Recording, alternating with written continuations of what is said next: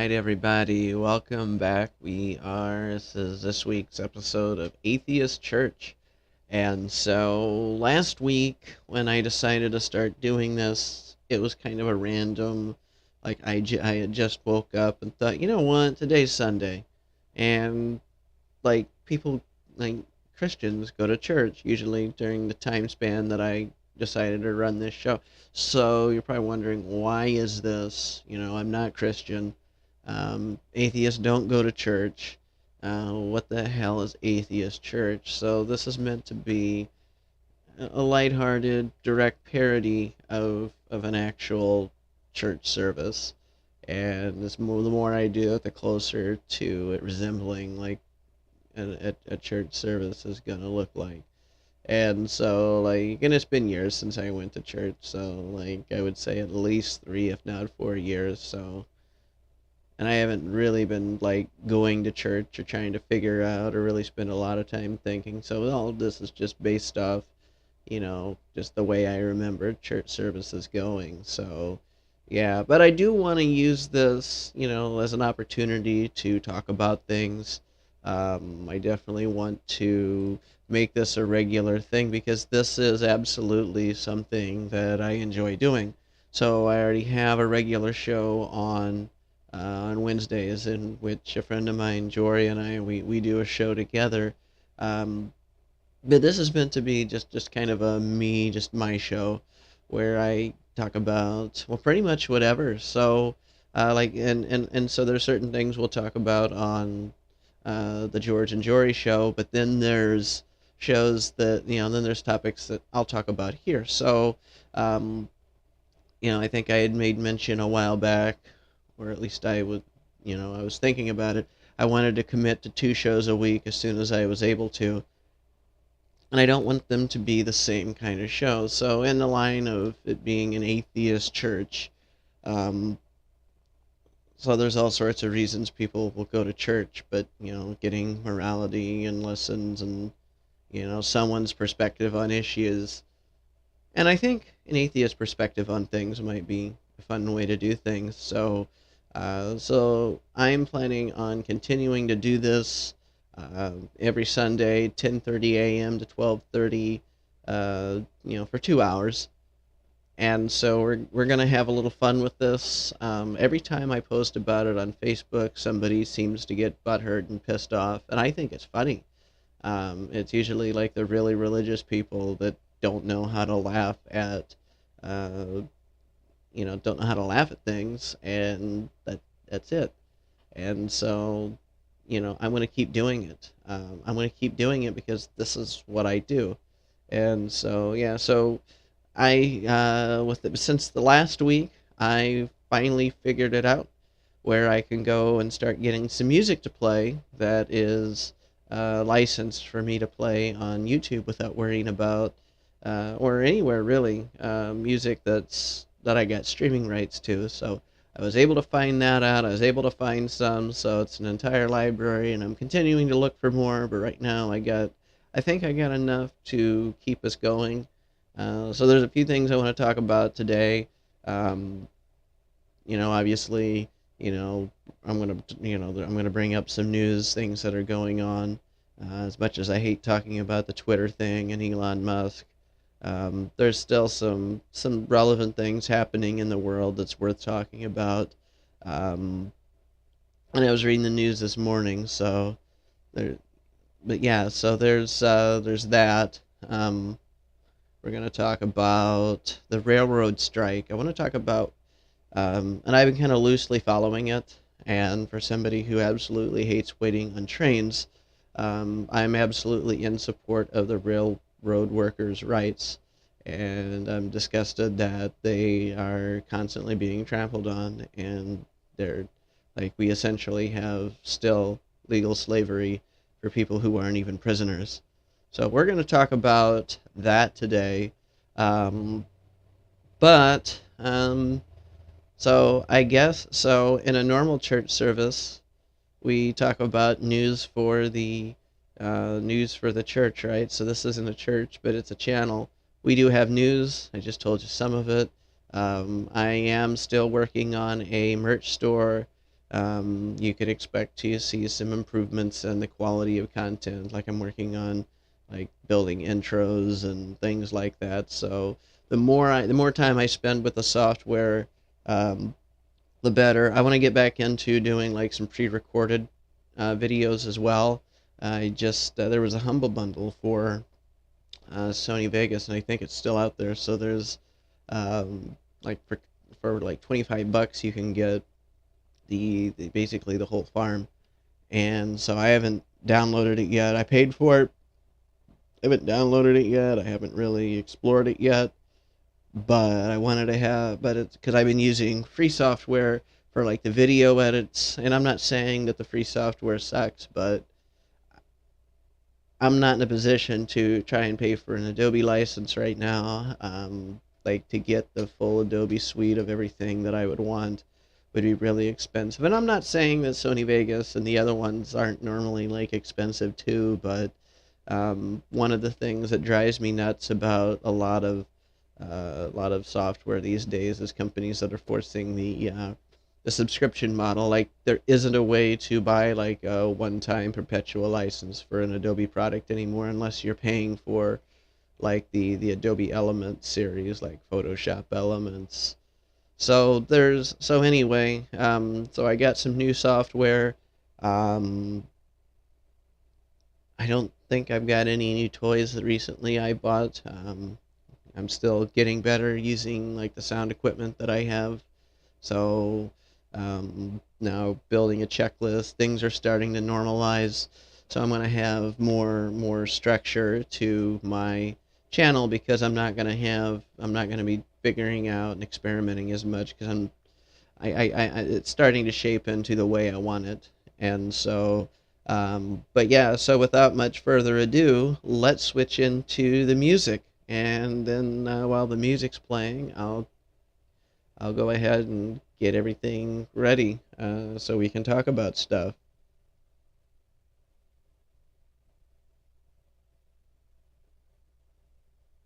So yeah, that's I think this is gonna be it because you can sit there, you can watch, you can see the name of the song. I kind of wanted something different, but this is fine. Figure at least you'll know how long the music's gonna play because about 25 minutes from now the playlist will be done and I will go back to to actually talking. So let's do this. Let's listen. So I found some really cool bands that were available. Nefx, I think that's how they pronounce it. I actually really like it, so it's really close to the music that I actually listen to that I can't share with you on here without getting in trouble. So all right, let's play this, and I will be back in a few minutes.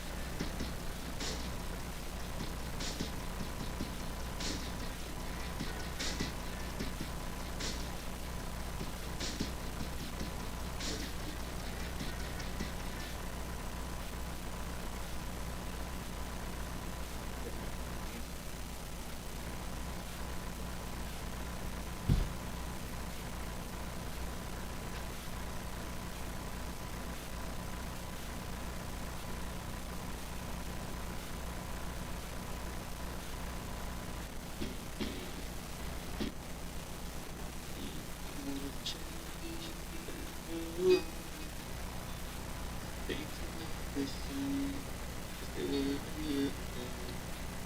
But I'll be okay. Move on each and every day. The past is where it stays. Way back a year ago.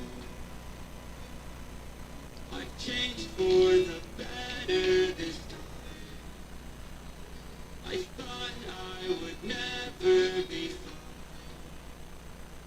I strive just to say I'm alright. And for the first time in a long time I'm alright. See how I've changed. Been through a lot of things are not the same as they were a year ago. But I'll be okay. I move on each and every day. The past is where it stays. Way back a year ago.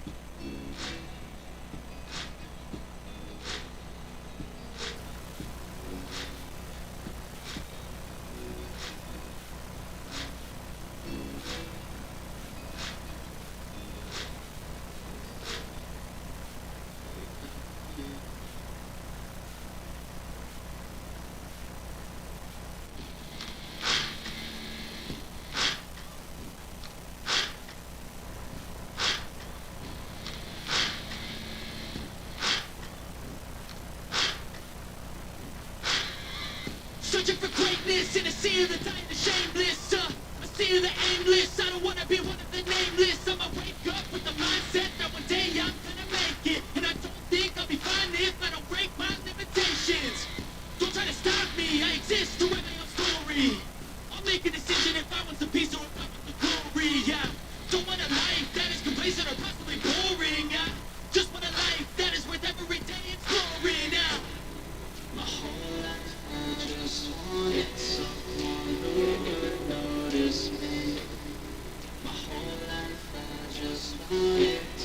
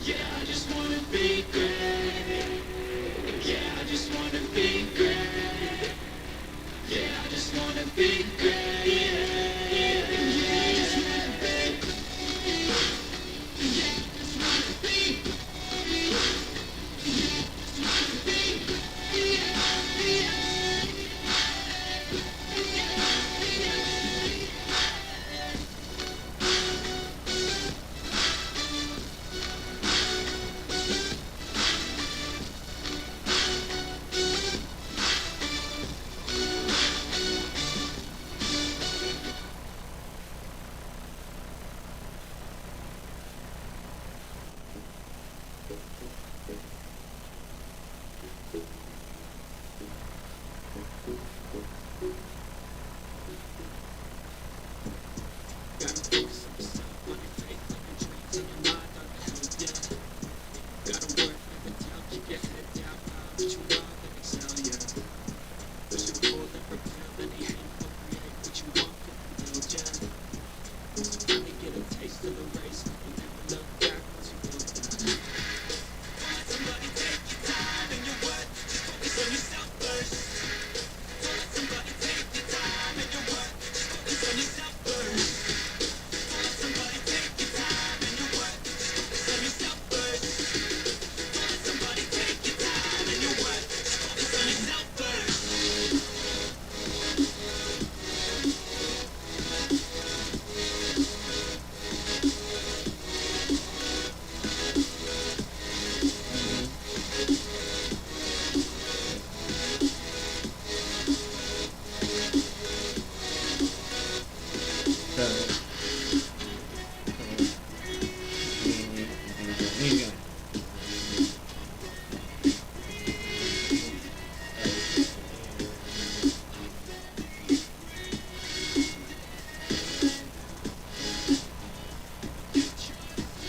Yo, think about others way before myself, yeah. I guess that's why I feel like I go through hell, damn. Wasting time on your dreams instead of mine, yeah. About to turn this franchise around on a dime, man. It's all about finding your right state of mind. It's all about turning the worst into blind. It's all about time and the work and the climb from the thirst. We will rise, I'm immersed in this life. Don't let somebody take your time and your worth. Just focus on yourself first. Don't let somebody take your time and your worth. Just focus on yourself first. Don't let somebody take your time and your worth. Just focus on yourself first. Don't let somebody take your time and your worth. Just focus on yourself first.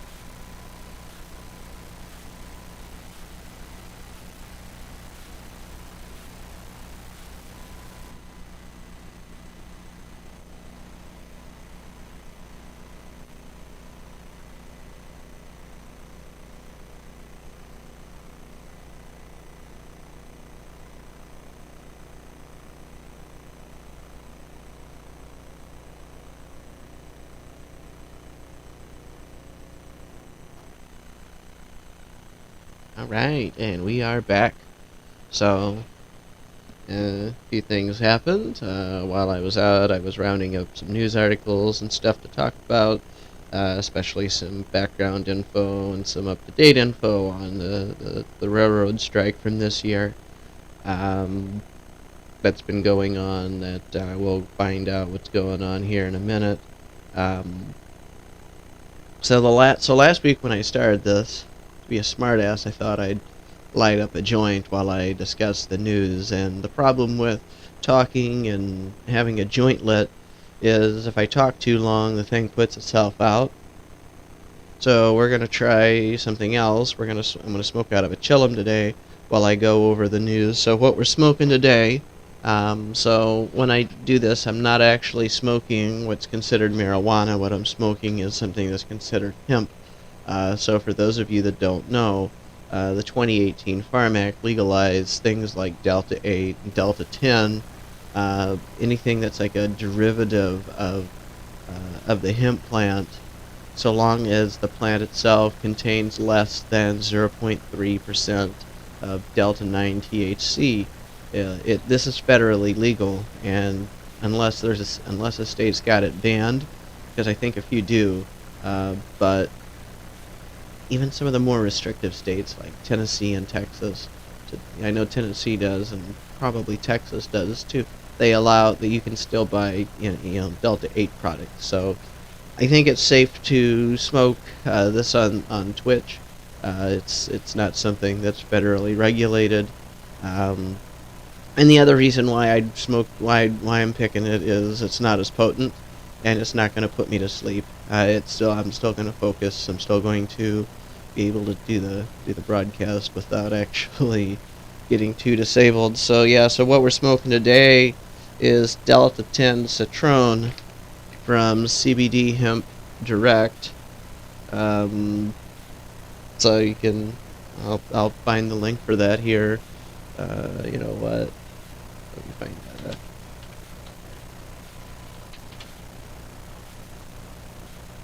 Yeah, let me put this.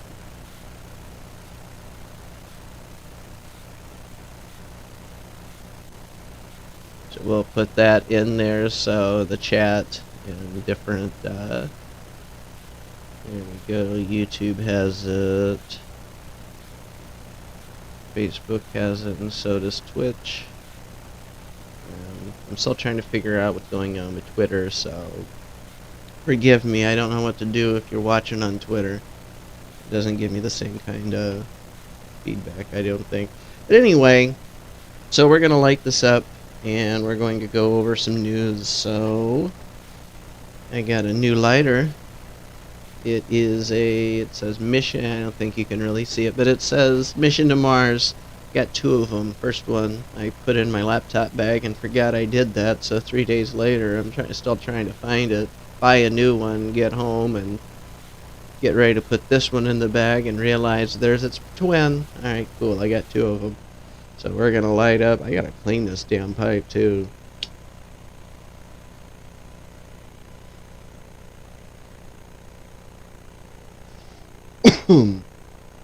Alright, so let's see here. So for news, there's a body of a 7-year-old abducted by a FedEx driver found, and so the suspect was charged with murder. So the 7-year-old girl's name was Athena Strand. She was abducted from her home while the driver was making a delivery. So this happened in Boyd, Texas. And so the Friday night, looks like last night, or no, 2 nights ago. This is Sunday. But you know what? I've had a really crazy week. Actually, I'll get through this and tell you about it. So they basically had a press conference Friday, and they found the body. The driver looks like he admitted to it, and he's screwed. He's looking at a long time being put away. So I'll tell you about my week this week. So normally I have a contract with a local manufacturing plant to provide IT services 3 days a week. Well, so the company that I get the contract through is one of their contractors. So they, And so there was so I don't actually manage the network or anything like that. Uh, I'm more there for on-site support, fixing things that require a physical person to do. And well, anyway, something happened, and there was a crisis. About 30 machines got knocked out of commission, um, causing the company to lose a lot of money every day. So instead of me working 3 days, I ended up working all 5 days of the week. Fortunately, by Friday it was a dull roar. But here's what it does to me. So it throws me off balance. Um, it really causes some problems for me. So I don't think that you know so it screws me up on days. It screws me up on a lot of stuff. There's some stuff that I normally would be doing with my business, which by the way, the contract's part of it. It's absolutely my business, Beacon PC Solutions. So which I definitely use this channel when I get the chance to talk about its services, because I can, as long as you're in the U.S., I can help you. But I don't really want to talk about that. The point is, so like this week should be a normal week, but yeah, last week was really crazy. I didn't get as much of a chance to tinker with and plan, uh, content as much as I'd like. So, but I don't think that really is causing too much problems for today. I'm getting better at spending less time planning more content. So yeah, so unfortunately, somebody killed this little girl, and it was a FedEx driver. Because you never really know those guys. You don't know squat about, like they're, if you even see them deliver your package. I mean, you never learn anything about them. So yeah, if you're gonna do something bad, I guess FedEx driver might be one of the best jobs to have. Yeah, that's sad. So, let's see here. Here's something kind of funny, but not. Chris Christie's niece. So this guy used to be New Jersey Governor Chris Christie. Uh, his niece, Shannon Epstein, was arrested on Spirit Airlines. And so she apparently asked some passengers that she thought was Latino if they were smuggling cocaine. Really racist, harassing, just like a terrible person. And hold on.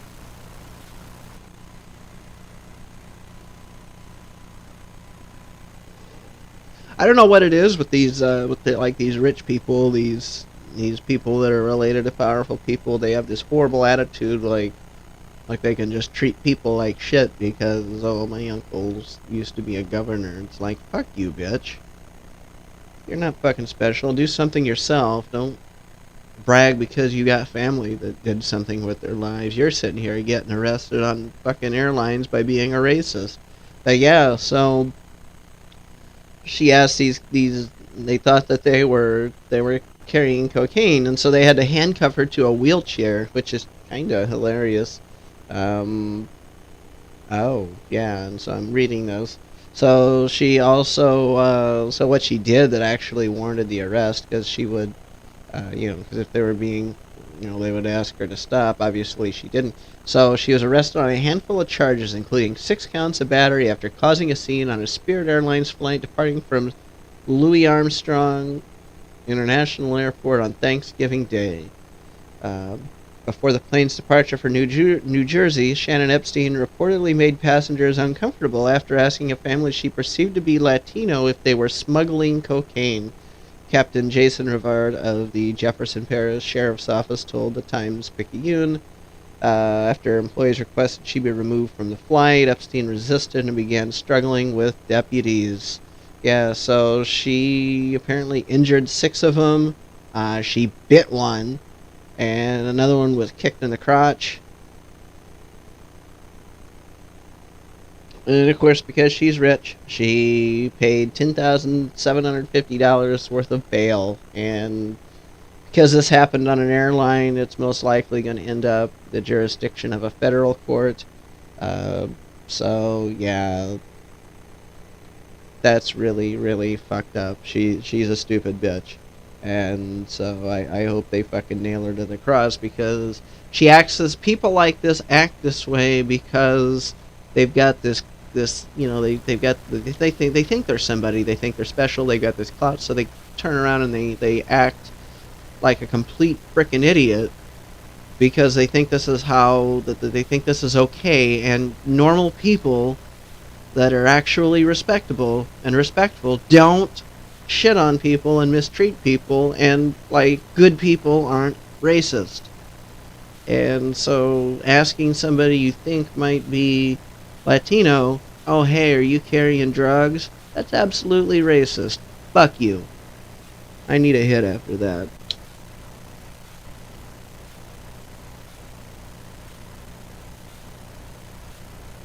So let's see here. So one of the things that's a little more central to home for people is like the labor market right now. So the labor market took a hit after during the pandemic.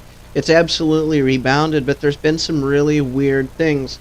Like middle-aged men are now finding themselves harder to, less and less in the job market. And so, like, as a 35-year-old, uh, as much as I hate to admit it and accept it, I do believe that is now considered middle age. I always thought that was in the 40s, but no, uh, I'm middle aged. Fuck. But yeah. Either way. So let's read this. I'm gonna read this to you. It's on Yahoo News. The article is called "Why Are Middle-Aged Men Missing from the Labor Market?" For the past 5 months, Paul Rizzo, 38, has been delivering food and groceries through the DoorDash app, but he spent the first half of 2022 earning no paycheck at all, reflecting a surprising trend among middle-aged men. So, I'll do DoorDash every now and then. I hate it, but it gives me something to do. Like, if I'm desperate for a few bucks here and there, I'll spend a few nights or spend a night or two delivering food. Like, it's okay. By the way, I at least around here, if where I'm from here around Peoria, Illinois, I don't know how anybody actually makes a living. I think all DoorDash is good for is giving you a little spending money to make sure you can eat and stuff, but like you don't make enough money to live off. It's not really a job. So yeah, if you're trying to get an auto loan or something like that. Yeah, I deliver DoorDash and I really need a car because mine's about to take a shit. Yeah, you're not going to get that loan because people are, yeah, they know it's shit. Anyway, so after learning last Christmas that his job as an analyst at a hospital company was being automated, Rizzo chose to stay at home to care for his 2 young sons. His wife wanted to go back to work, and he was discouraged in his own career after more than a decade of corporate tumult and repeated disappointment. He thought he might be able to earn enough income on his investments to pull it off financially. So, a little background. So, some of you are older, some of you might be younger, like Gen Z, that kind of, sort of didn't really know. They were still children when the Great Recession, as they called it, was happening in the late 2000s, but especially like right when 2008 started. I think it took at least 5 years before things began to like be okay again. So you know and I can tell you what, between 2008 and 2013, some of my most challenging times financially happened during those years, because I'm in IT and I played hell finding work, especially enough work to sustain myself doing it. And so, like this guy here, he turned to gig work, and that's what he did, was gig work. And so and like I was one of the original gig workers before there was DoorDash, before there was uh, Uber, before there was Lyft and all these other things, and even before there were sites like freelancer.com, which in my opinion was the direct predecessor before Uber, Lyft, DoorDash, and everything like it, turned into gig work for people without technical skills. If you had technical skills, gig work was already a thing for you. And so I was on sites like On Force, which is now gone, which became Work Market. Work Market's still around. Field Nation, that's actually my favorite. But those sites were a source of income for me. It wasn't a very strong source of income because early on I didn't really know what to do with it, right? So I was young, I was dumb, I didn't know how to forecast and plan, and it took me years to learn it, but, the point is, I know what it's like to struggle like that. That absolutely hurt my career. I was too busy trying to, keep a roof over my head and food in my belly to worry about getting new certifications or new training. It's terrible. Like that still affects me now. I've been learning new things, and I'm fortunate that I can pick up stuff pretty quickly. But the fact of the matter remains, I can sit here and I can relate to this guy that, you get sick of it. You totally get sick of it. You keep trying. You're trying to do the things. You want to take care. All any of us really want at the end of the day is just a job. We want to pay bills. We want to have a family. We want to raise them. We just want to be a normal, functioning, productive member of society and not have to constantly worry about being financially insecure. And so I completely understand, what's going on here. So Rizzo's decision to step away from employment during his prime working years hints at one of the biggest surprises in today's job market. Hundreds of thousands of men in their late 30s and early 40s stopped working during the pandemic and have lingered on the labor market's sidelines since. While Rizzo has recently returned to earning money, I like how they word that because that's not a real job. Many men his age seem to be staying out of the workforce altogether. I would if I could.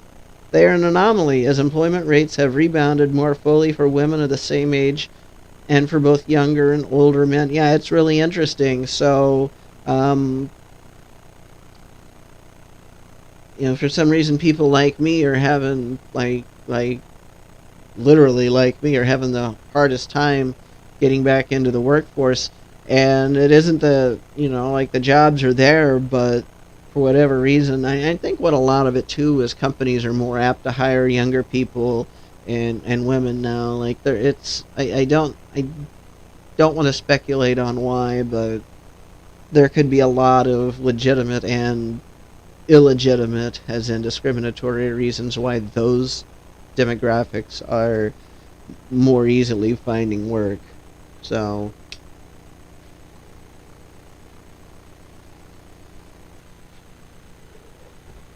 but yeah, so it's like I said, we're getting tired of this shit. We just want to work, and you get the opportunity to learn something new or work from home, or in this guy's case, his wife went back to work, and he decided to be a stay-at-home dad and to give himself spending money.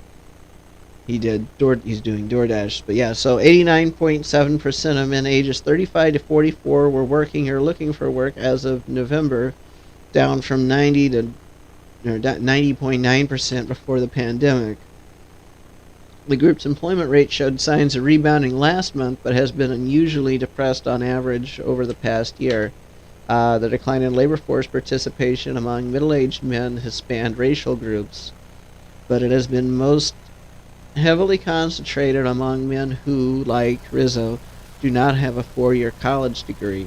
The pullback comes despite the fact that wages are rising and job openings are plentiful, including in fields like truck driving and construction where college degrees are not required and men tend to dominate. So yeah, there's definitely a problem there. There's a lot more women that have these four-year college degrees for some reason.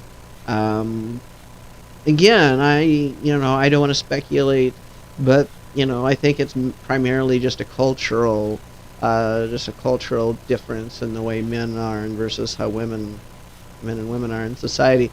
But for me, I don't even have a four-year degree either, so I'm definitely one. I have a two-year degree. I'm just just like this guy here. and so many others, that it's like I know what it's like to struggle. Like there's people who have the 4-year degrees that struggle finding work too, but they're having, less trouble. The reason why I've been so fortunate this last year or two in finding work. So like even during the pandemic, I was working. Not as much as I'd like to, that hit everybody, but I was working.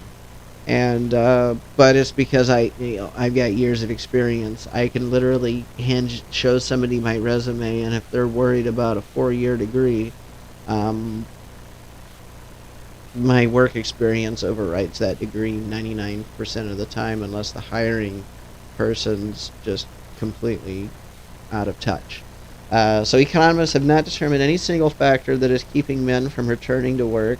Instead, they attribute the trend to a cocktail of changing social norms around parenthood and marriage, shifting opportunities, and lingering scars of the 2008-2009 downturn. What did I say? I said this before I even read this. Which cost many people in that age group jobs just as they were starting their careers. So, it scars your mental health, things like PTSD, depression, all of these things. It's like we lose a job. The pandemic gave us, gave us flashbacks to 2008, 2009. That was the worst of the recession. Like I said, it still took years before things fully rebounded, but yeah, it's pure hell. And so, like, we're getting tired of it. We don't want to do it. It shakes. It's like, not this shit again. How long is this going to last? Are we going to, and so, like, the effects on the labor market that the pandemic had are, we're going to feel those for years to come. And, it brought about a shift. We're going to talk about that here in a minute. So now all of a sudden you're kind of getting your life together, and if you're in the wrong industry, then he never finished the sentence. But I wasn't the only one who dropped out, I can tell you that, yeah. Men have been withdrawing from the labor force for decades.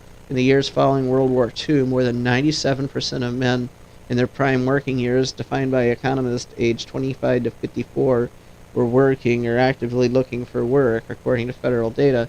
But starting in the 60s, that share began to fall, mirroring the decline in domestic manufacturing jobs.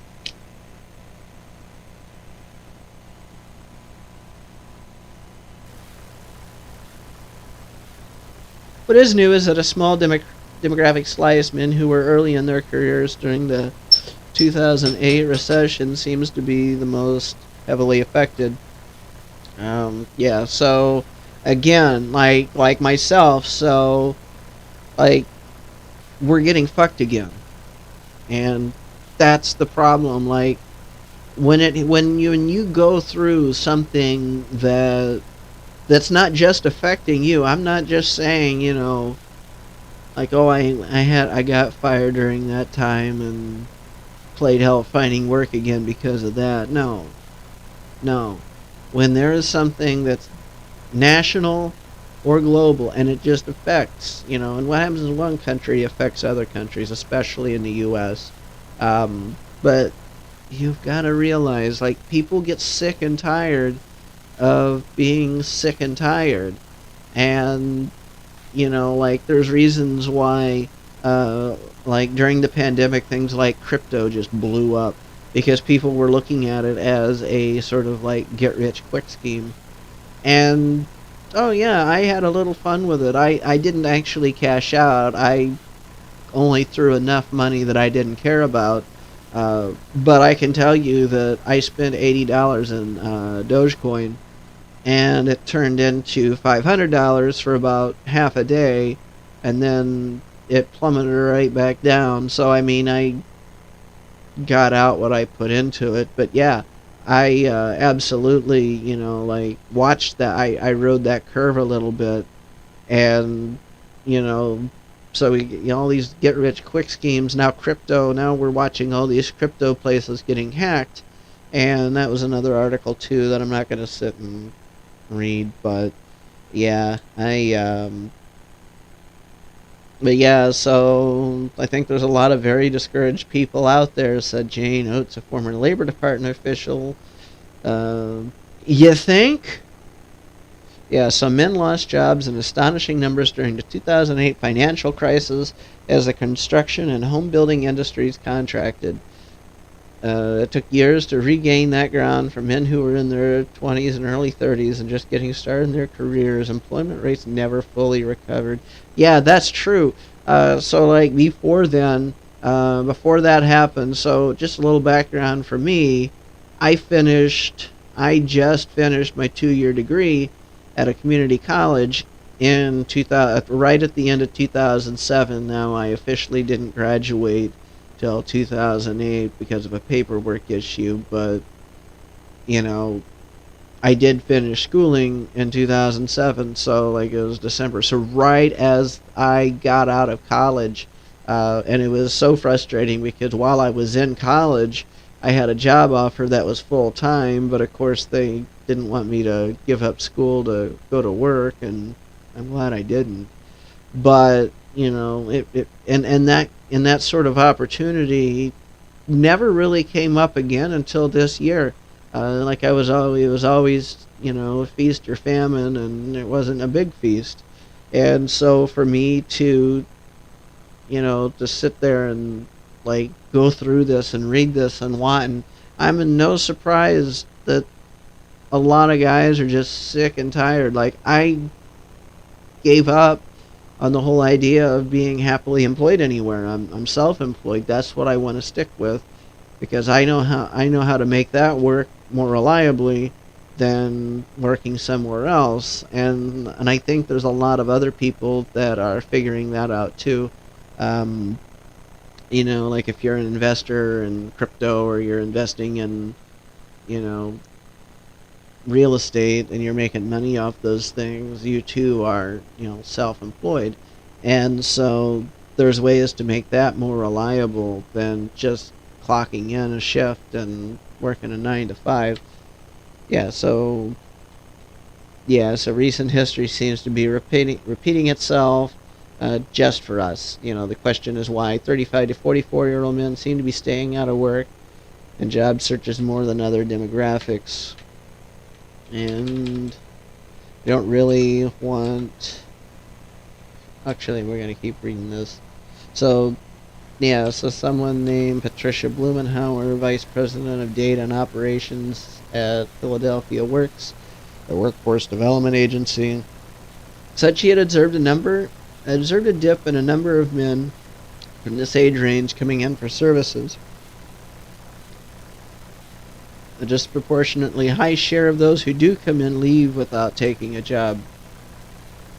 And so she thinks some men who lost their blue collar jobs early in the pandemic might be looking for something with flexibility and higher pay, the ability to work from home 3 days a week or have a 4-day weekend. Things that other jobs have figured out are possible for those types of occupations. So this is that shift in employment practices that I'm talking about. And so if you remember during the pandemic, the federal government pushed out uh, pandemic unemployment. And so what happened was they were like paying people really well. Like people were having like a livable fucking wage practically for a lot of places, and they were actually doing quite all right, and in some cases making more money than they were when they were working. Um, so one of the things that I want to touch on, because we're going to talk more about that after I get through this article, but one of the things that I want to bring up is like people found out that when they weren't busy slaving to the clock at a place that doesn't appreciate them, at a place that mistreats them, a place that violates their rights as workers, a place that's taking advantage of the fact that a lot of people tend to be desperate, uninformed, uneducated, whatever word you want to use. They're taking advantage of that fact and knowing that people are either not going to be able to fight back or not going to know that they can or should. And so what happened, hang on.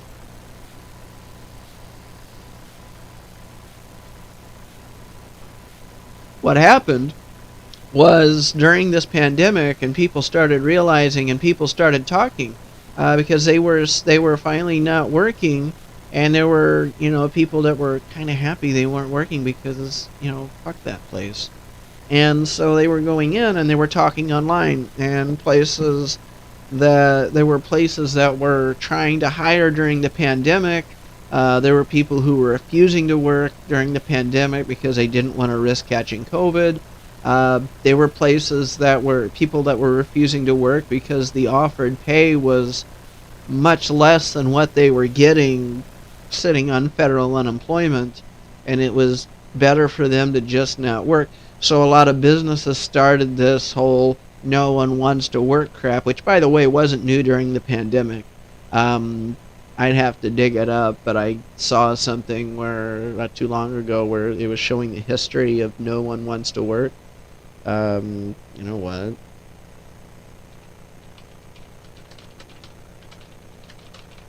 Let me see if I can't find that, because that actually is kind of neat. Okay, so yeah, so they were playing the no one wants to work card because, like I've said this before, restaurants, for example, are horrible places to work. Um, there are good restaurants and places with happy restaurant employees, but to be honest with you, the vast majority of them are piss poor places to work, run by egotistical maniacs that don't know how to treat other people, let alone run a business professionally and treat their employees with respect. And all of this is reflected in the way they plan benefits, the excuses they use for why they can't do better. And then the whole industry as a whole, like we talked about last week, they're, like they have a tipped minimum wage. It's a sub minimum wage, because for some reason they've lobbied and used excuses and bullshit for generations. Oh, we can't pay a full minimum wage because we're too fucking cheap and stupid to respect our workers. And and I'm going to say that I will gladly pay more for a meal if I know the people making it and bringing it to me are being treated with respect and they can pay their bills. And, but at any rate, yeah, so people found out, through the circumstance that, there's better ways to make money without slaving for idiots anymore. So restaurants to this day are having trouble finding staff because people are, they see the job postings, and the fascinating thing is, college is so high to get into that most people don't usually find their way into college, or they'll only go as far as me, and then that's it. That's as far as they go. Because if you play your cards right, you can actually go to community college virtually free. And I mean, I didn't pay for anything because I was poor. But but 4-year college changes it, and that's where you can get into the good jobs, right? So they know that. So people who run these places have those degrees, and they know this. They're totally cognizant of the real circumstance for their workers, and they just don't care. Yeah, fuck you. And so so workers go in. They, like, for example, if you are a tipped employee and you are being paid minimum wage, and your tips do not bring you to minimum wage, your employer is supposed to pay the difference to bring you to what you would get if you were getting paid minimum wage. And the fact is, so many companies refuse to do this. They'll lie to their workers. They'll make up bullshit. They'll say there's some sort of company policy why they haven't earned it yet. Just whatever bullshit story it takes to not pay out and pay fairly. And it's bullshit. If you're a manager of a restaurant or an owner of a restaurant and you're doing this to your workers, get fucked. So this whole, worker treatment is something that is leading into like what happens with the railroad workers. Um, so yeah, but yeah, no, and we're going to talk about that in a minute. I do want to touch on the history of No One Wants to Work. We'll take a quick break, and then we'll go into the meat and veg of the today's article or today's show. But yeah, so no one wants to work anymore is a complaint as old as work itself. Um, and so like the trope here is it's become apparent nobody wants to work in these hard times. No, people want to work. They don't want to be disrespected. They don't want to be used and abused. They don't want to put up with bullshit. And there's a lot of people who don't have the spine or otherwise the wherewithal to stand up for themselves and stand up against unfair treatment and terrible business practices. And so there's companies that will take advantage of that. And so I'm dealing with something like that right now, actually, that I'm not going to talk about for very many reasons. So, yeah, they try to hit everybody, right? So, such statements have become emblematic during the Great Resignation and the years around the COVID-19 pandemic. Yeah, so when workers quit en masse, refused to return to offices, and embrace self-employment, the most in more than a decade. So yeah, like I said, because people were working remotely, offices were shifting to remote work, and so it became really out there and really apparent. So there's certain jobs you can't work remotely, like you can't work in construction remotely, obviously. Like, how would you do that? Um, we don't have the technology for that. We could someday, but we don't now. And but the point is, like,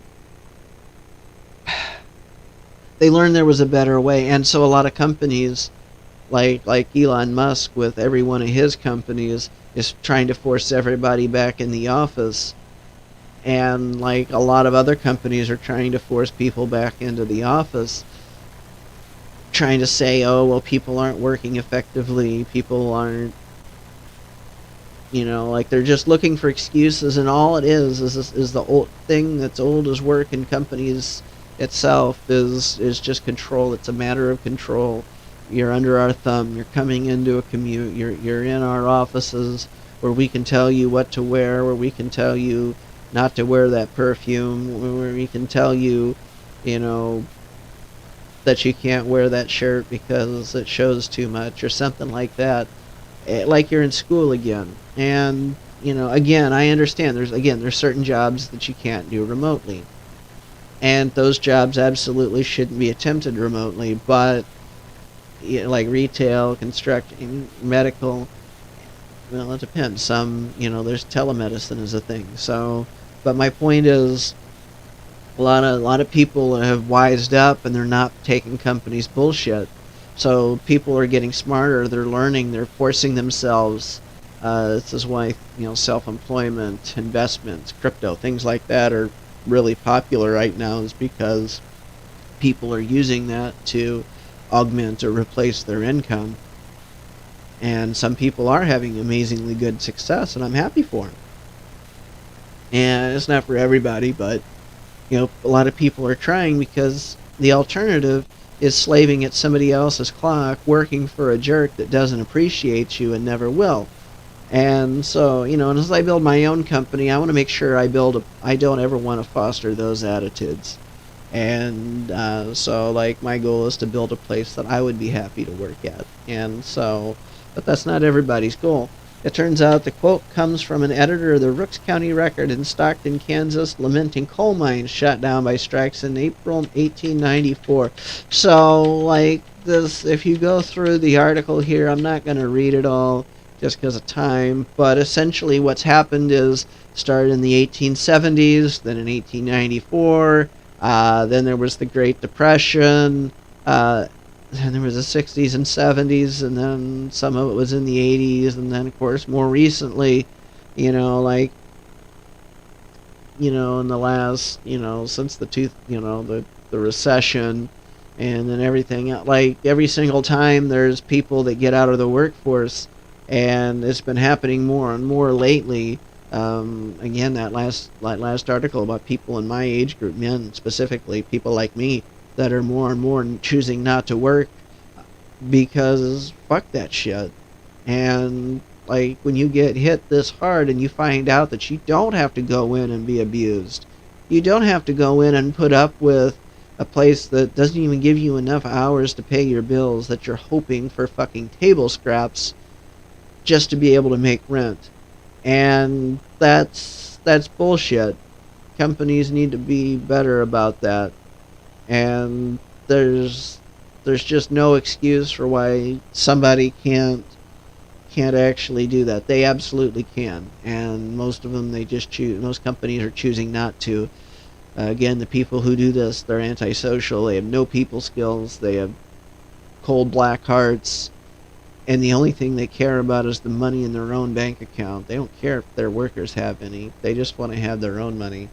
And so this every single time something happens like this, companies that are trying to find workers, companies that are run by these jerks, come out and say nobody wants to work anymore.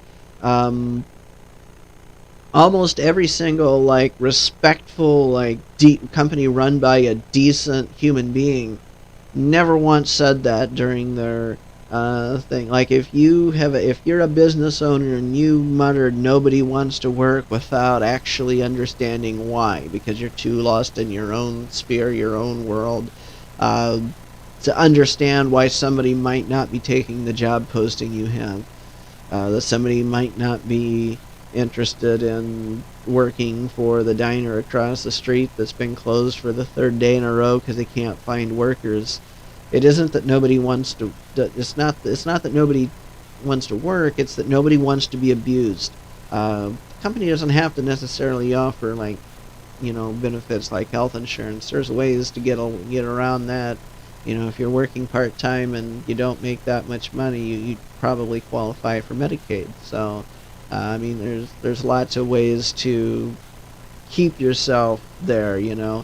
And so, like, what I'm saying is, they these places, like, every single time, and then they'll go on social media and they'll post terrible fucking things about, oh, somebody quit, or this person caused us a problem and this person wasn't thinking about us.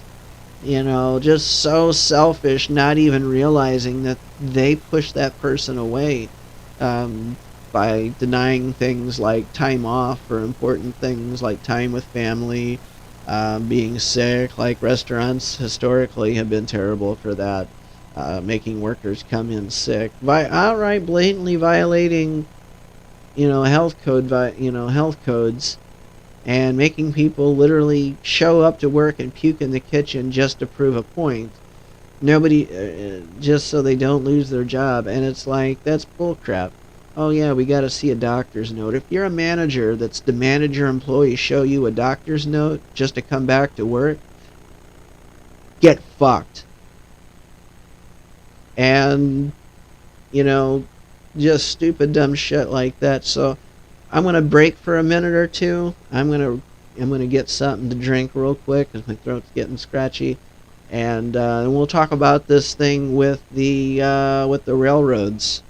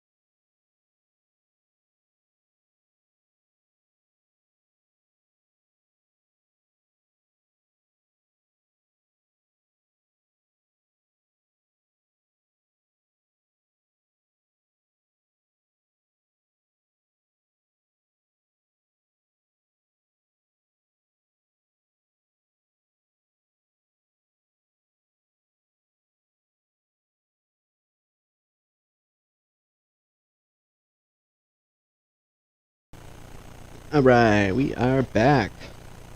So wet my whistle, and you know what? I don't want to have some more weed, right? Yeah. So there's.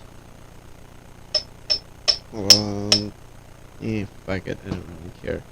And yeah, so they have the this railroad strike going on, and this has been brewing all year.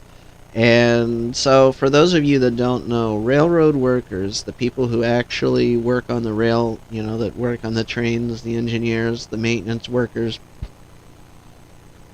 they don't actually have like paid time off. They don't get the same treatment that most people in America get. And so, like, there was once upon a time where on holidays and stuff like that, America stopped its, like you just knew that shipments were stopped, and, for some reason, as a country, because of the Industrial Revolution and the rise of corporations, um, shitting on workers just became more fashionable, and it's like, no, we got to make that bottom line. We got to make the almighty dollar, and people who are working, fuck them and their families. They need to work for me so I can sit on my dumb ass at home and uh, not actually work anywhere near as hard as they do. So, like, you know what? Let me pull up a list of.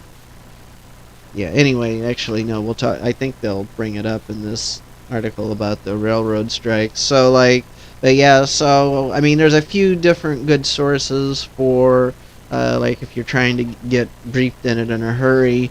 Um, like, there's a Wikipedia article called the 2022 United States Railroad Labor Dispute.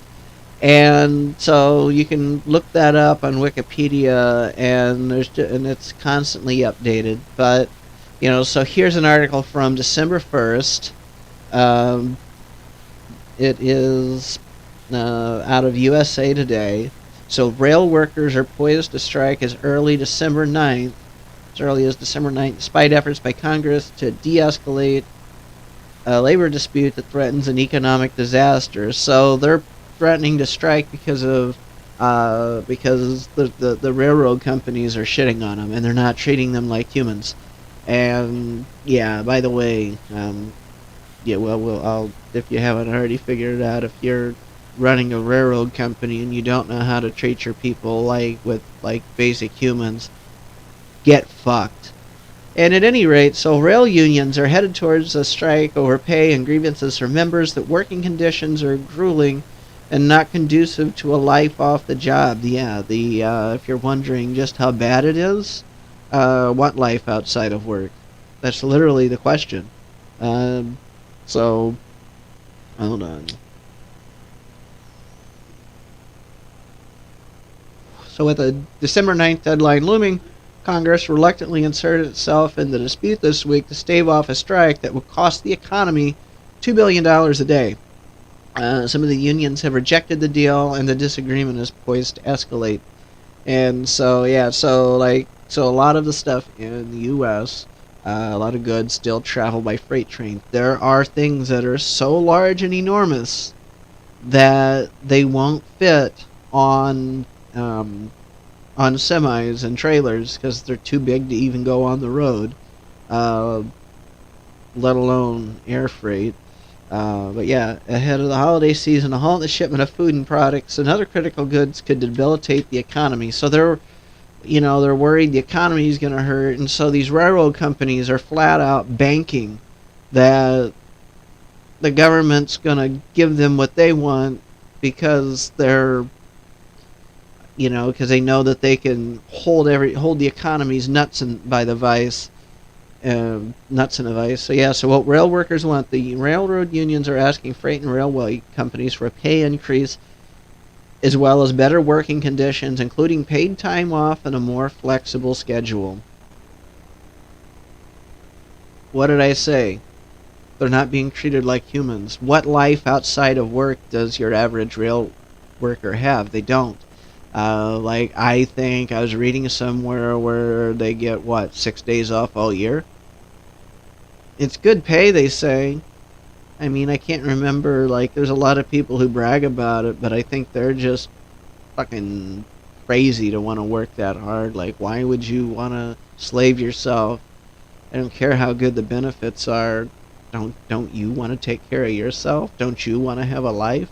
What's the point of working and making all that money if you can't live your life, you know?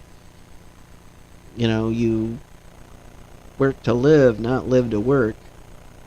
So Congress took urgent action to quell a strike.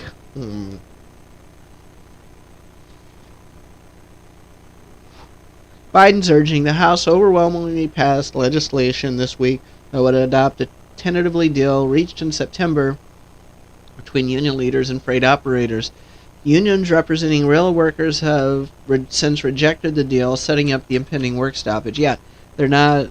They're trying to set up something, and they're not giving the workers what they want, not giving the unions what the workers deserve, because they know that the lobbyists and the rail companies are paying these people to not give a shit. Um, let's see here. That's about Biden meeting Macron. But yeah, so Biden signed it to, or let me look that up. Yeah, Biden signed legislation preventing railroad strike. Congress passed measure despite misgivings about interfering in labor talks on Friday. So this is 2 days ago. This is after the article I just read. On Friday, signed legislation to prevent a nationwide strike by railroad workers, the last step in resolving a long-running dispute between workers and major freight railroads. Really, is it resolved? Doubtfully. It'll come up eventually, but the rail workers lost. And that's a damn shame. It's unforgivable, as a matter of fact. With his signature, Mr. Biden ordered unions to implement a labor contract mediated by his administration. The four unions, representing more than half of unionized rail workers, had rejected after the deal was struck in September. The agreement doesn't include an expansion of paid sick leave benefits sought by unions and some lawmakers. It marks the first such intervention in a railroad labor dispute in 3 decades. That's something that any sort of real job should be offering its workers. And the fact that they're not wanting to treat their workers with respect is fucking bullshit. Literally, if you're a CEO of some railway company and you think that this is okay, you can kindly go get fucked. And I hope you have a heart attack tomorrow. And so the signing comes after both Senate and House lawmaker passed the legislation this week. Under the Railway Labor Act, Congress can make both sides accept an agreement to prevent harm to the U.S. economy. So this is an overreach by the government. That's totally fucked. That should not have passed. Once the labor agreement imposed by Congress is in place, rail workers aren't allowed to strike. That's a loss for workers' rights in this country. A huge blow. That is fucked up. That is actually disgusting. I didn't even I'm glad I'm reading this. This is the first time I just learned this. That is absolutely fucking despicable. And Biden can go fuck himself. And I've never seen a president that was hated by his own party so damn much anyway. He's an idiot. He I don't know why he's there other than somebody picked him up and dropped him in the Oval Office. That's what happened. I feel that strongly. But anyway, so they're so worried, and it's no, the economy would strengthen. The economy would recover. But if you're watching this and you're looking for a new career, just make sure working for the railroad isn't one of them, because you'll never be happy. You'll never have a life unless you're just sadistic and you like being treated like a slave. I'm actually really disgusted now. Like, this this is bullshit. So like I don't know if the scope of this means just for the railroad industry or any sort of um, union, any sort of industry. Like if Caterpillar workers go on strike, does this mean that the federal government can step in and make everybody take a deal? The only way this is a good thing is if Congress is able to, and they're not going to, because again, they're bought out by these billion dollar corporations that don't want to act like human beings to begin with. Um, but they will flat out, like the only way anybody wins is if they say, no, fuck you, you're going to give them PTO, you're going to give them paid sick leave, you're going to give them time off from work. And they just, and I just don't trust the government to do the right thing. Like, it doesn't matter how liberal or conservative the government is. There were, Democrats that are typically liberal and very strongly in support of workers' rights obviously condemned Biden's choice to sign that. And there were like several even Republicans that you would think that the Republicans would have been all for this. But even they said that was a betrayal to the U.S. workforce. That was screwed up. The government has no place to step in and try to resolve labor disputes. So I hope the Supreme Court steps in and does something to put an end to this, because that's like, I don't care how bad it is, there needs to be, because even if they don't do it now, something's going to happen and Congress is going to try and force companies interfere like with the private sector to do something that violates free enterprise. And I'm just saying, like, I'm not saying companies should be left unchecked and do things as they please. I mean, they do need regulation. Workers do deserve rights. But the whole point of the strike, like, in forcing these companies into not destroying the economy, and with Biden stepping in with this, completely took away teeth that striking generally has. That's part of the point of that strike, was this is going to hurt the economy if, I think it was BNSF, that won't get its act together and treat its workers right. And I can't remember what railway it is. If it's, I think they're all bastards, but I think the one I was reading about was either Union Pacific or BNSF. It's almost always one of those two. If they're going to talk about railroads in the news, it's one of those two. And there's a few others that come up, but those are the main two that I see operating around where I live too. So, but my point is, they fucking, like, they're not going to do the right thing. And so hopefully there's a push to stop that. But yeah, putting, like, this takes so much teeth out. Like, the intent was to, yeah, this is absolutely going to hurt the government and the rail companies' greed and avarice, and they'll look like the bad guys for hurting everybody, because God forbid they treat their workers with fucking respect. And yeah, that's really stupid of them, and I hope that this gets fixed in the future. So yeah, Biden signs legislations preventing railroad strike. He actually signed it. And I knew that, but I didn't know the full ramifications of it. Hopefully this doesn't mean that the federal government and Congress won't step in with, to all the labor disputes. And like they're like, fortunately there is a precedent that this doesn't happen very often. Like, I think it was decades since the last time the government even looked into things. And maybe it's for the best that they did this right around the time of year, because we're still recovering from the pandemic. But I'm just saying, like, this was a huge loss to workers' rights, and I'm absolutely disgusted with Biden. I'm absolutely disgusted with the members of Congress that pushed this through. I'm absolutely disgusted. They literally just failed their constituents, and the reason is because they're fucking bought. They're paid. They're paid to, you know, to do whatever these corporations want them to do. This was something that the corporations was hoping would happen, so that way they could save face and not look like a-holes to America for forcing their workers to just strike and not go to work.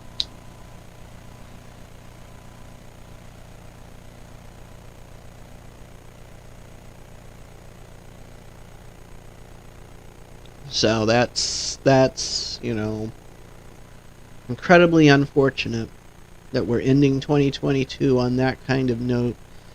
And that's what I'm talking about. So like the pandemic brought about all sorts of changes, and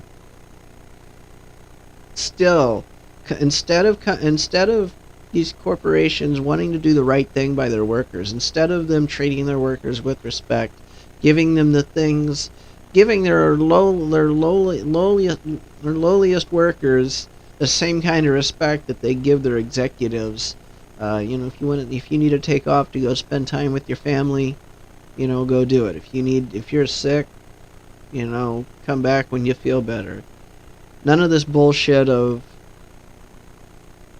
and they don't even have to offer paid time off. Like I said, there's certain things that I would consider that I call a real job, and I would never ever consider, no disrespect to the people doing the jobs, but unless you're management at a restaurant, that's not a real job. That is a temporary type job meant for people who have absolutely no skills. And I'm not saying they shouldn't be disrespected. That's not what I'm saying. I'm just saying that you shouldn't seek to have a career doing that unless you've got some sort of like disability, or you genuinely can't find work doing something better.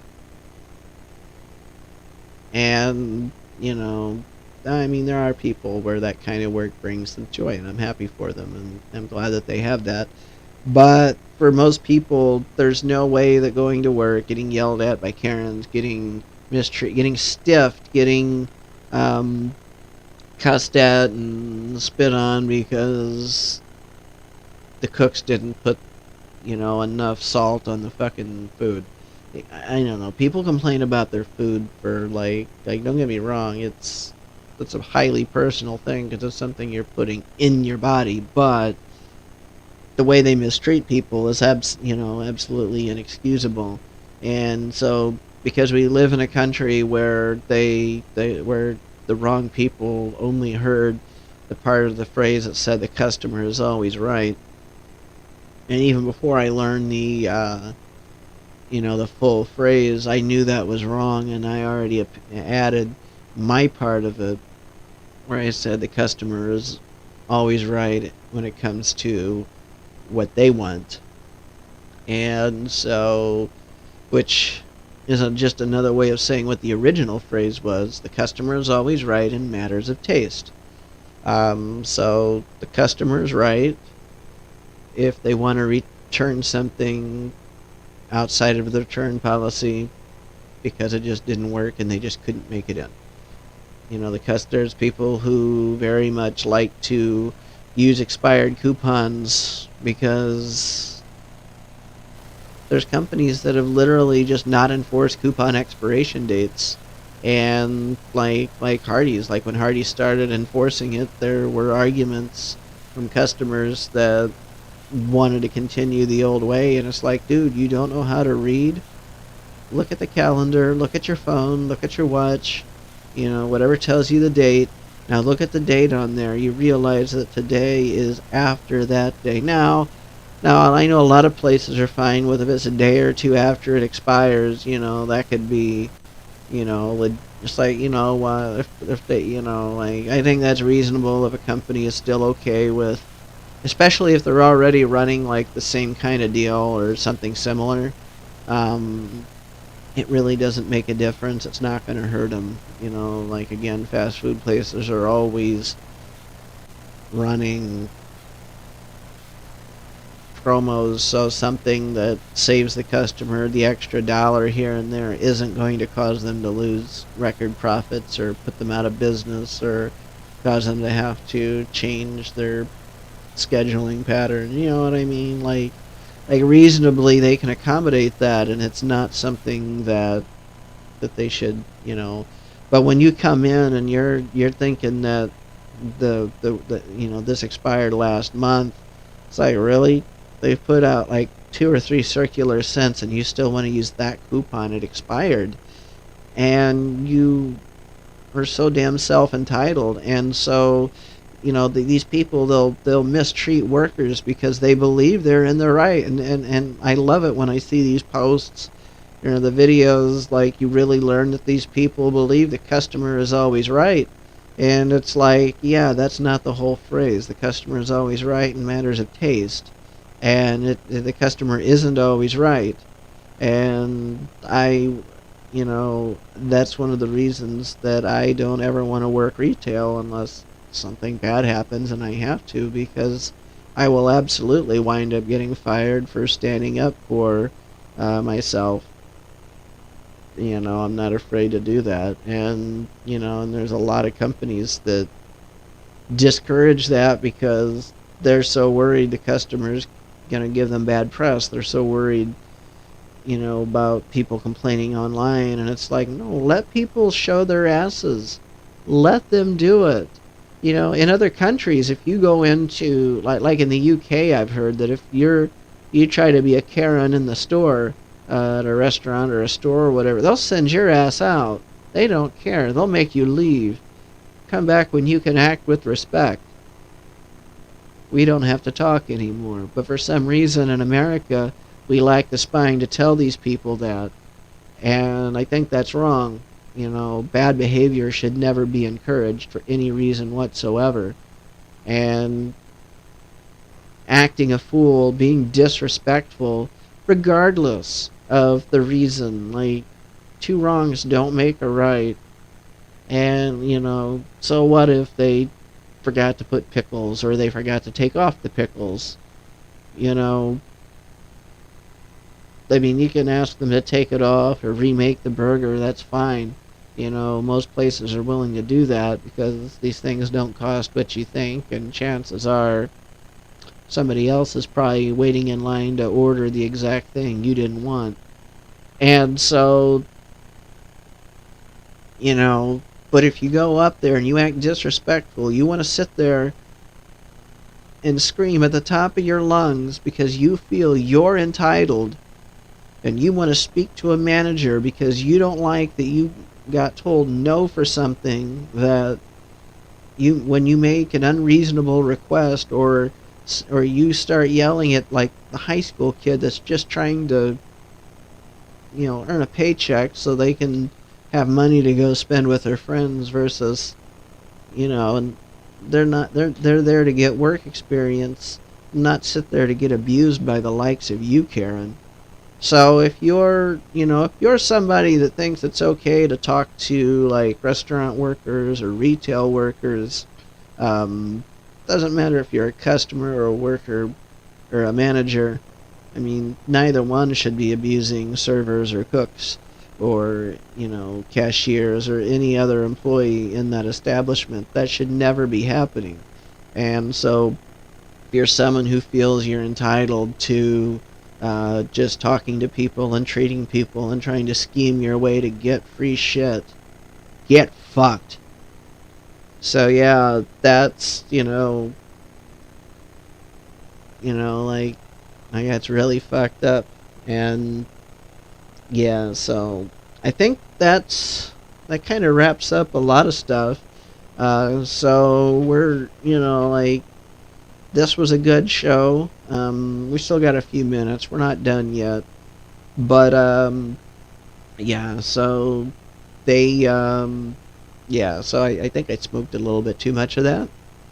I am in a really good mood right now, but yeah, so yeah, that Delta 10 Citron from CBDHemp.direct, and just judging by the look of the chat, that's still there in plain sight, so you can check that out. Let's see, is there anything else that's worthy of mention?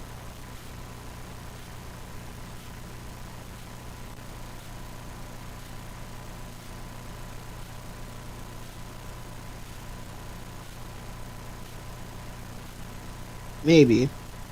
So apparently Elon Musk says he's hardly read any of the Twitter files, and he's given Barry Weiss access to work on rollout.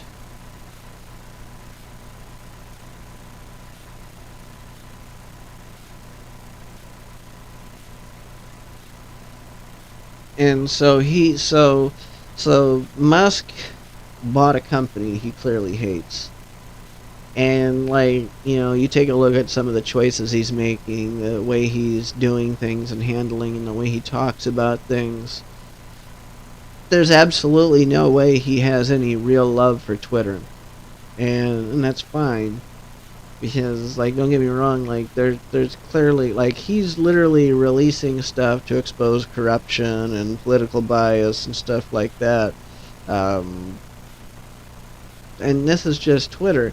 If somebody had done the same thing with Facebook, um, they would have found the same thing, just on much grander scales, because every single one of these platforms has similar policies for content moderation, suppression, and all that stuff. And so, yeah, so I think he's doing this to make an example out of Twitter to show the world, look, big social media isn't something you can trust. And no, you shouldn't trust big social media. If you want, a real platform to communicate, if you really want to talk about how you feel, what you want to say, absolutely. You're not going to say stuff on Facebook or Twitter even, that you really want to. You're not even going to find that, safe space, so to speak, to speak freely on places um, like Parler or the like, or even Gab. Like, Gab's kind of weird because it's based on Mastodon, but we'll talk about that now, because Mastodon is like it's like a federated, decentralized social media platform, to where instead of one company that controls the servers and controls content, anybody can open their own server and let people join it. And so, social media, since it started, is making a really interesting evolution, because we started off with multiple smaller sites like Friendster and MySpace. And there were others back then too, but those, to my knowledge, those were like the main two that I knew about. And like, you know what?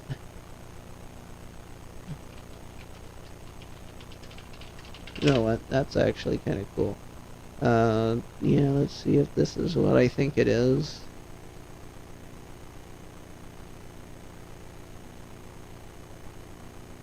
So a while back, I saw.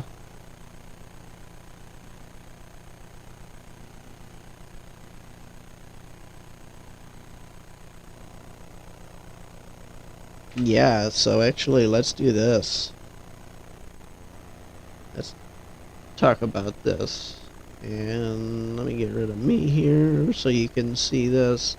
Alright, so social media history started off CompuServe in 1969. So a lot of this isn't like social media that is the way we would consider modern social media, But it's worth seeing.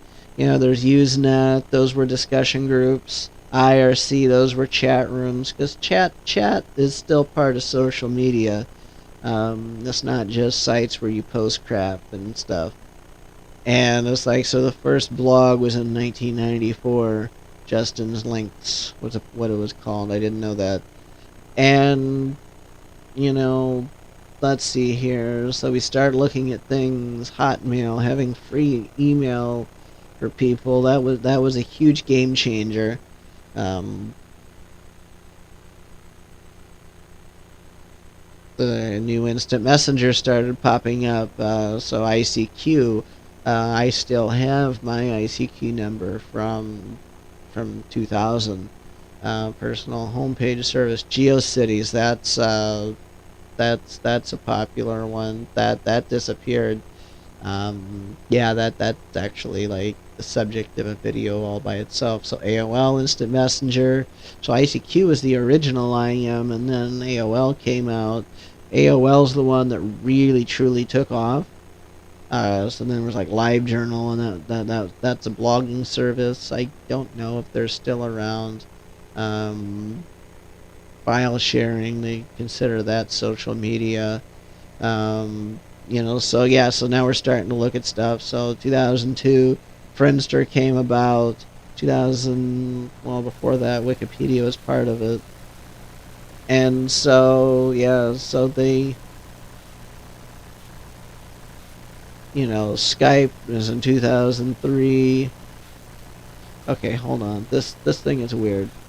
So social networking and bookmarking sites was in 2003. LinkedIn and PhotoBucket came in about. I remember when PhotoBucket came out. That's an image hosting service.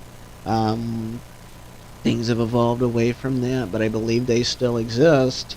Um, a, Another social bookmarking site, Delicious.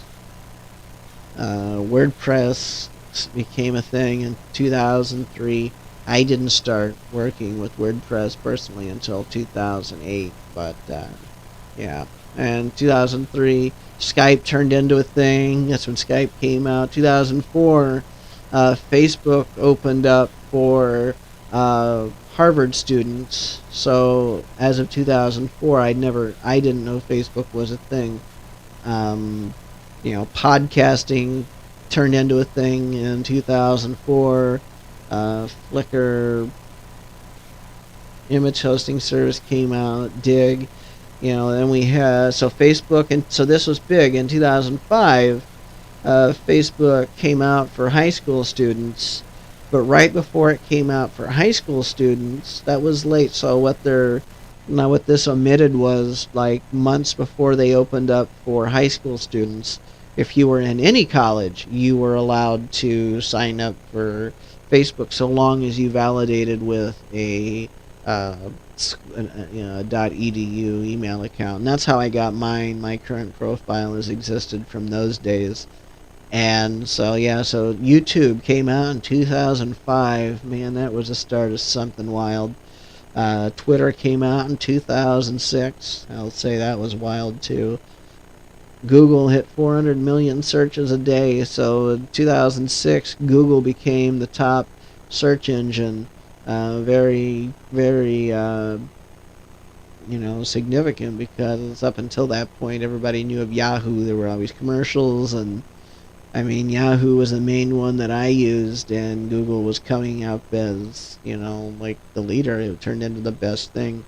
And yeah, so then in 2006, Justin.tv, like this whole thing, like, this is fascinating because it shows how things have evolved. 2007, Tumblr came out. Facebook hit 350 million users. You got billions now. Unfriend became a word in the English language officially in 2009. Bing came out. So we can see like all these things that came up. But yeah, what they're not showing here is there were Friendster and Blogger and all these other things, and they disappeared. Like MySpace. So the thing about MySpace was that you could have like your own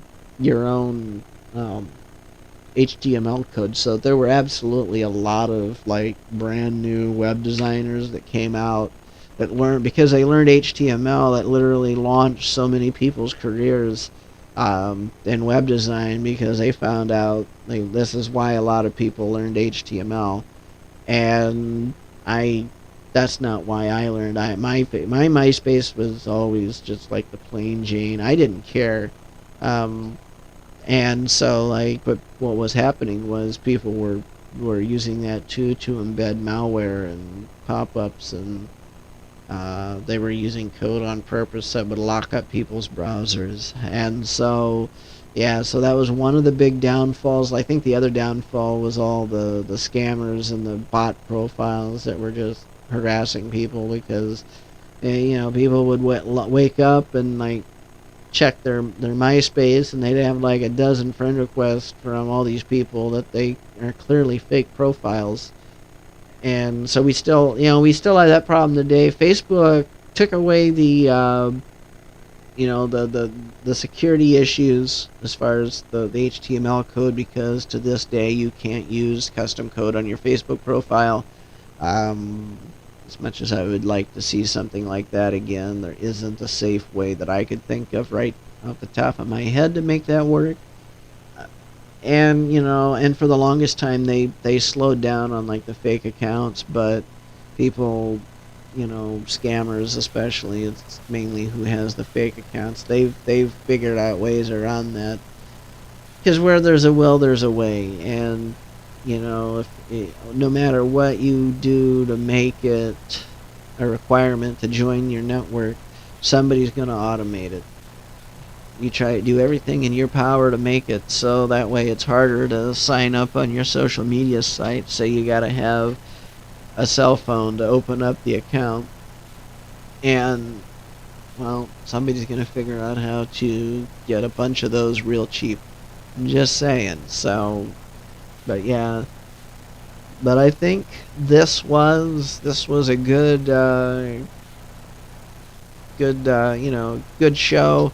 Uh, don't uh, don't forget, our Lord and Savior, Stephen Hawking. After all, he died for your education. And so I did actually wind up buying the his most famous book, A Brief History of Time, that just came in the other day. So I haven't had a chance to start reading it yet because of work. But at any rate, um, you guys have a great time. I will see you next time. Next time you'll see me probably is Wednesday, and then it'll be Sunday again. And hopefully this week I have time to push out like a pre-recorded video. Like, I love the live streams. It's so easy to do, but I want to start pushing out. I want to, educational videos. I miss doing those, teaching. I love to teach what I know. So